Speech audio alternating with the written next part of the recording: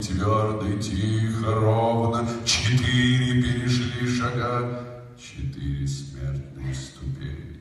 Свой пистолет тогда Евгений, не приставая наступать, стал первым тихо подымать. Вот 5 шагов еще ступили, и Ленский, жмуря левый глаз, стал так же целить, но как раз Онегин выстрелил.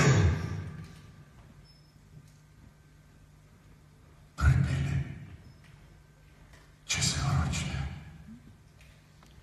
Поэт роняет молча пистолет, на грудь кладет тихонько руку и падает.